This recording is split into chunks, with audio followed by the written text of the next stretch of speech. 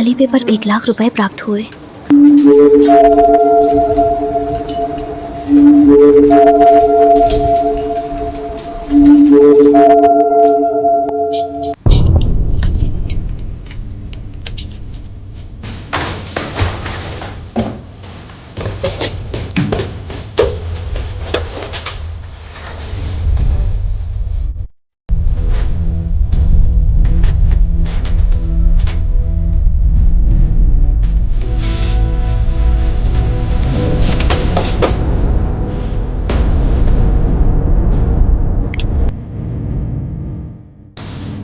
अली पे पर 1 लाख रुपए प्राप्त हुए।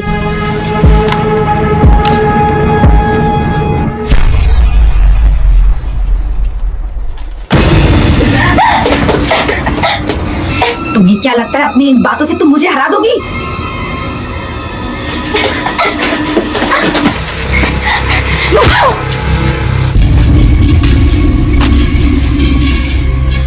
तुम खुद को बहुत बड़ी सती समझती हो ना। आज मैं तुम्हारी इच्छा पूरी कर देता हूँ। 5 4 3 2 1। वो आदमी बेहोश तो हो गया। आखिर तुमने ये किया कैसे?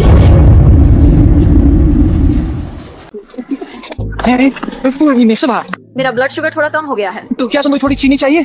जरूरत नहीं है, कुछ मीठा खा लूंगी तो ठीक हो जाऊंगी। कमजोर हाथ है। वहाँ एक मिल्क टी की दुकान है, मैं तुम्हारे लिए 1 कप ले आता हूँ।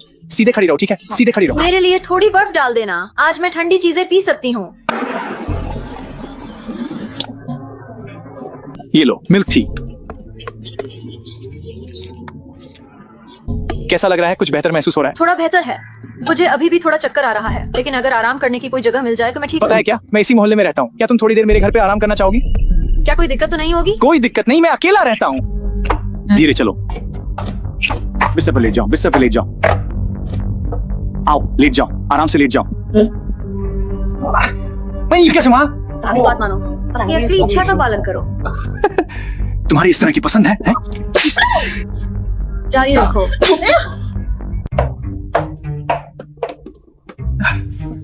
जी, ये इतनी जल्दी क्यों उठ गया? ये एक आपराधिक मामला दर्ज होने की रसीद, इसका क्या मतलब है? मैं अभी पुलिस स्टेशन से वापस आई हूँ। तुम क्या बकवास कर रही हो? क्या ये सब आपसी सहमति से नहीं हुआ था? लेकिन कल मेरा ब्लड शुगर कम था, मैं अपने होश में नहीं थी। मैं तुमसे भीख मांगता हूँ कि मुझे केस मत करो, ठीक है? मैंने सिविल सेवा परीक्षा पास करने की इतनी कड़ी मेहनत की। अगर तुम ऐसा करोगी तो मेरी पूरी जिंदगी बर्बाद हो जाएगी। जब तक तुम एक माफीनामा नहीं लिख देते कि तुमने मेरा रेप किया है और फिर मुझे 2 लाख का मुआवजा नहीं दे देते, तब तक मैं पुलिस स्टेशन जाकर केस वापस नहीं लूंगी और ये नहीं कहूंगी कि ये सिर्फ एक कपल का झगड़ा था।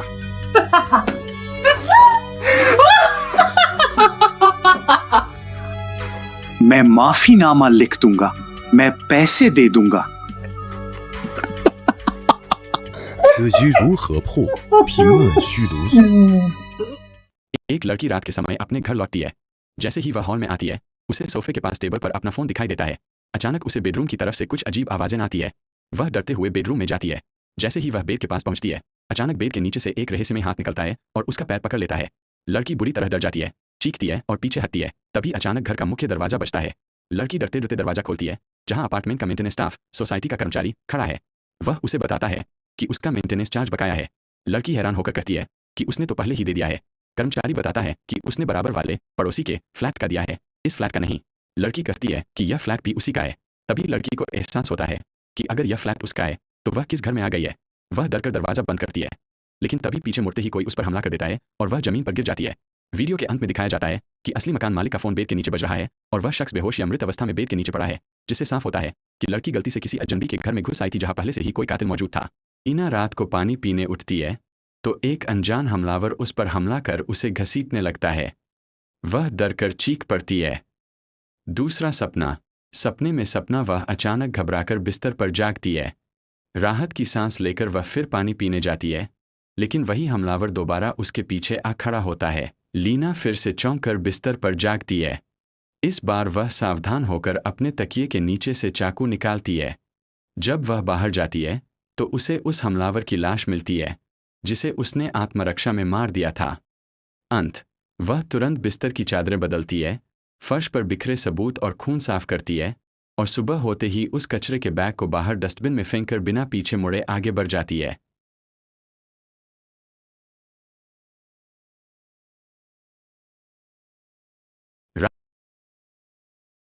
एक लड़की हरे रंग की शर्ट और डेनिम स्कर्ट पहने अपने कमरे का दरवाजा खोलती है।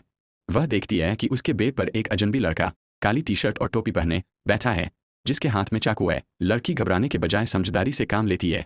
वह कमरे के अंदर जाती है, कपड़े बदलने का नाटक करती है और बाथरूम में चली जाती है। बाथरूम में जाकर वह तुरंत अपने फ़ोन से मदद के लिए डायल करने की कोशिश करती है, लेकिन तभी उसे महसूस होता है कि चोर उस पर नज़र रख रहा है।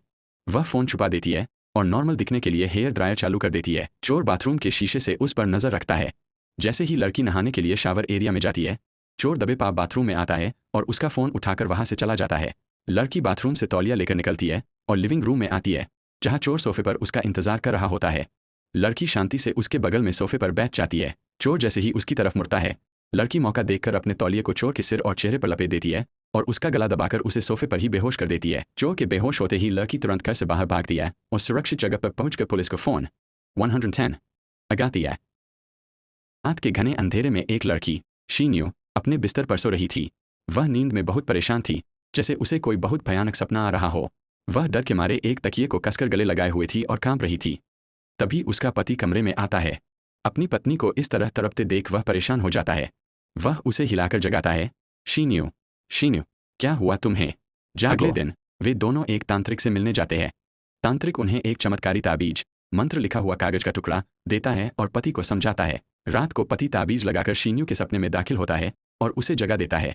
लेकिन जागने के बाद शीन्यू पति को कुछ ऐसा कहती है, जिसे सुनकर पति बुरी तरह डर जाता है और वहीं बेहोश होकर गिर पड़ता है। पति के बेहोश होकर गिरने के बाद शीन्यू बिस्तर पर अकेले बैठी रहती है। उसके चेहरे पर अब एक रहस्यमय मुस्कान थी। उसने ऐसा क्या कहा था? शायद वह सपना कोई और नहीं, बल्कि वह खुद उसका पति ही था, जिसे वह पीछा छुड़ाना चाहती थी। या फिर ताबीज लगाने के बाद पति असल में उसकी दिमागी दुनिया के जाल में हमेशा के लिए कैद हो चुका था।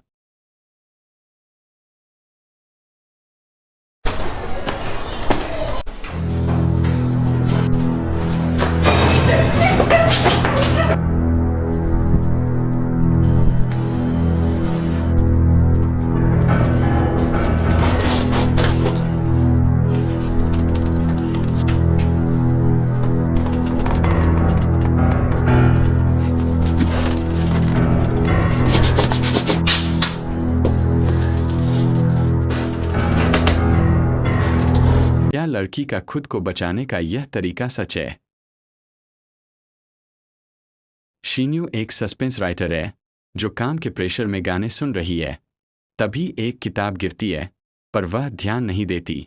अचानक उसके ईयरफोन से डरावनी आवाज़ें आने लगती है। वह भूख लगने पर बाहर जाने की सोचती है। तभी पूरे घर की लाइट गुल हो जाती है। बाहर देखने पर पता चलता है कि हर तरफ पूरी तरह अंधेरा है। शीन्यू कुछ सोचती है और अचानक घबराकर टेबल से टॉर्च उठाती है और बिना पीछे मुड़े घर का दरवाज़ा खोलकर बाहर की तरफ भाग जाती है। क्या आप अंदाज़ा लगा सकते हैं कि शीन्यू को घर के अंदर किस खतरे का एहसास हुआ था?